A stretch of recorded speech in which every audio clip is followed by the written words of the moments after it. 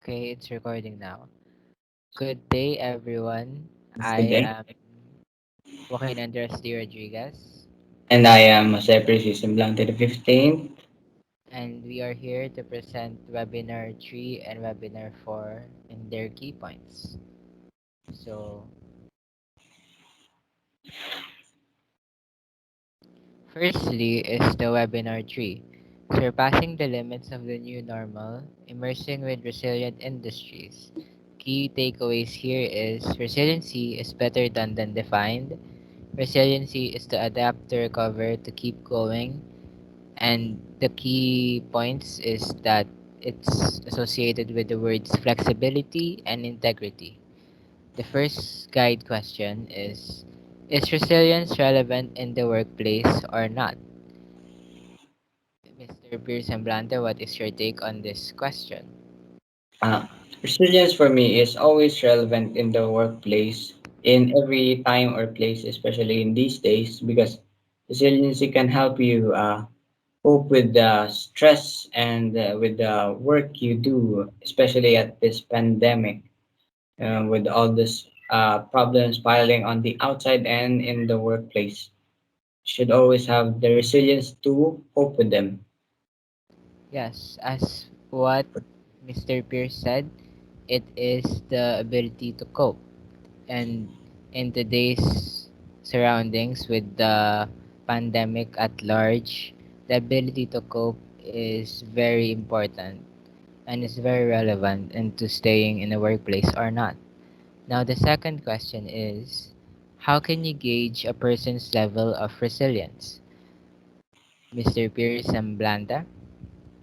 For me, I can gauge a person's resiliences by their verbal and nonverbal signs, which can greatly show me how they work inside and outside, by how they do their things, by saying it, by especially being respectful, and the nonverbal signs being that being a considerate person to others without showing any kind of bad implications.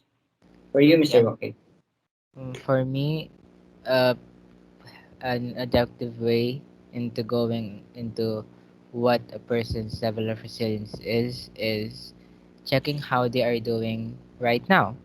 You know, right now there is a pandemic at large and it has affected plenty of people's productivity rates because of lack of motivation, because we are having a lack of face-to-face contact as we are in quarantine and we are stuck in our houses. And yes, in gauging a person's level of resilience, we can see that by how they are doing right now. If they are doing well, if they can still keep up with their work, if they are procrastinating or not, those are the gauges into how is a person's level of resilience. Now, the last question pertaining to resilience is how does a single employee's resilience affect the office environment? Now, for you, Mr. Pierce, what's your take? A single employee's resilience can have a lot of effects and uses in the environment in the office, especially if the office is very resilient. The others will also try to do so because they mimic their a good role model to their fellow workmates. If they try to be depressing and just having a problem with coping with their problems, they'll also try to mirror it. It always greatly affects if it's only just even if it's only just one person in the office. For you, Mr. Watkins. Now, that's a great thing, and let me add to that. You know, we mirror other people because, as people, no man is an island. A single person's action affects other people's action, especially in the workplace environment. And, if a single person is resilient, other people might copy you and, take that as your resiliency, take that as their motivation. seeing other people resilient makes them want to be resilient as well. It's a chain effect. That's So those are the questions pertaining to resiliency. Now we're going to move on to mm, to my managing communication in the workplace. for the webinar 4. Always think before you speak and always learn to listen. Now, listen isn't just any word; it's an acronym also. Now, listen has the learning. Learn to address issues immediately and openly.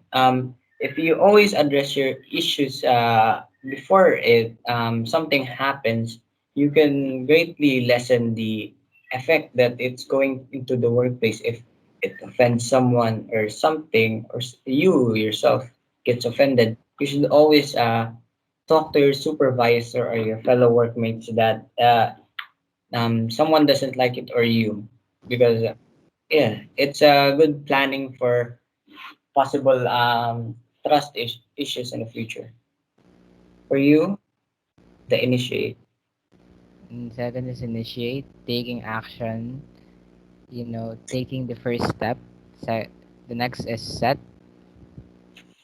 Setting clear expectations. When you're starting in the office, you should always try to set their expectations of you so they know what you can do and what you can't do.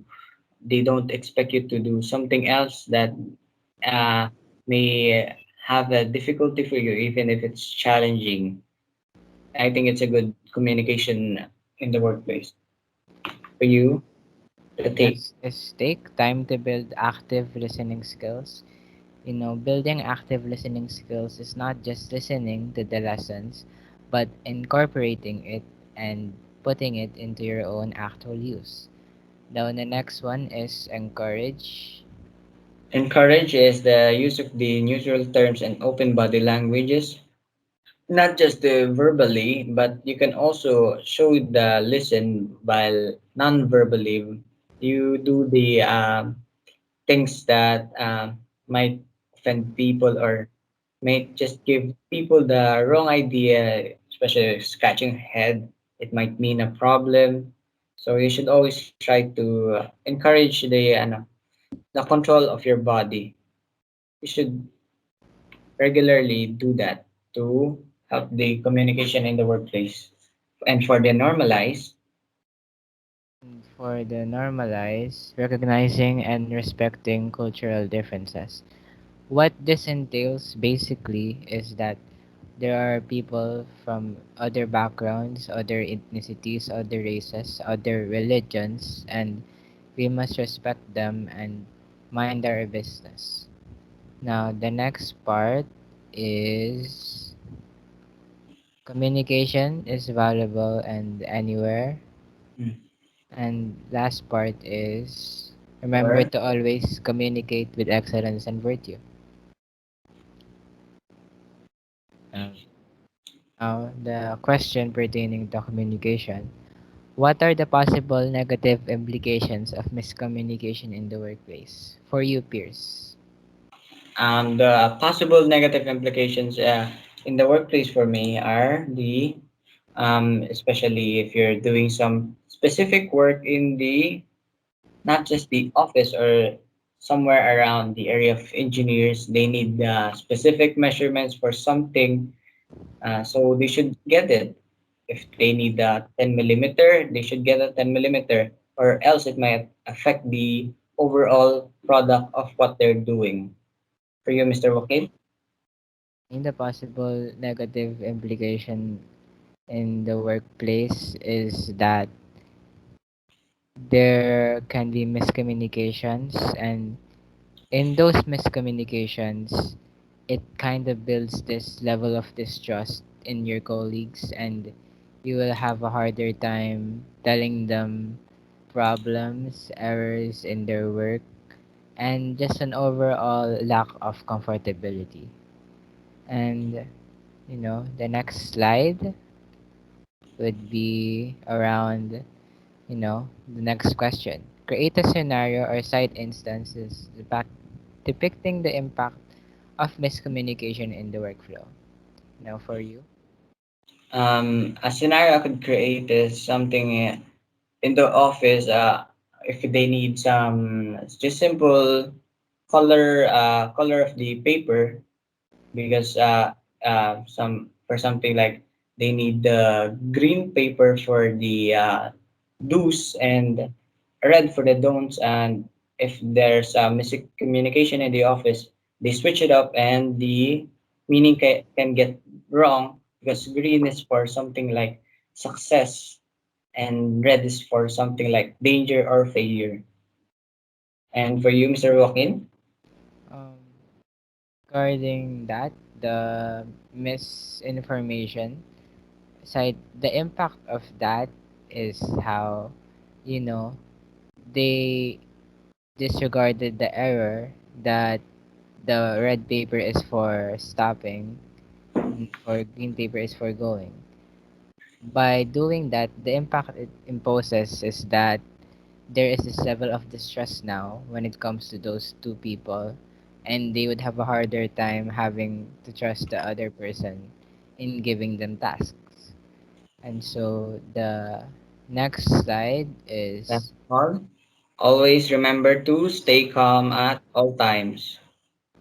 and now the next slide is, I'll the take it next from topic is cultivating values that impact on the job. yes. The four things to remember, the four P's are people, place, potentials, and purpose. And number one of the tips is commit to your heart. The difference between communicating and connecting. Communicating is something uh, taking from inside and outside, while connecting is more of the personal feeling the person instead. For the second one, keep in mind that presenting and yourself and positioning yourself. Presenting yourself may have landed you the job, but um, positioning yourself greatly. What do you call this? Having a niche that the office will know of you. And the for the third one, strive to appreciate the difference between training and education. Training is learning how to count, while education is the what counts. It's more of in the character, while training is to the competence. And for the fourth one, learning to recognize the difference between success and significance. Success is more into the materialistic, and significance is more into your familial connections and friends. For the questions, Which good workplace values are often disregarded, and how did it affect the workplace environment? For me, good workplace values currently is accountability and honesty, in that we should be able to say out personal information regarding our health first and foremost and not lie. So that's my answer. What's your answer, Pierce? it's just honesty and a good workplace ethic with some motivation in it, because every employee needs it at the start of their day and at the end of their day. For you, Okay. So the next and last question is, what work values will you uphold yourself and why? For me, it's the honesty, integrity, and yes, honesty and integrity, because I value my work, and integrity basically means that I uphold it as my own, so I always put my work in a high standard. For you, Pierce, what's your take? for my take is honesty and motivation. Honesty because I value morals the most, and for the motivation is that when you're starting out in the day, you need to have motivation to do something. You need to have the fire in your heart to do that. The quality doesn't get worse when you lose motivation. That's all for me. That's all for today. Thank you for listening. Goodbye.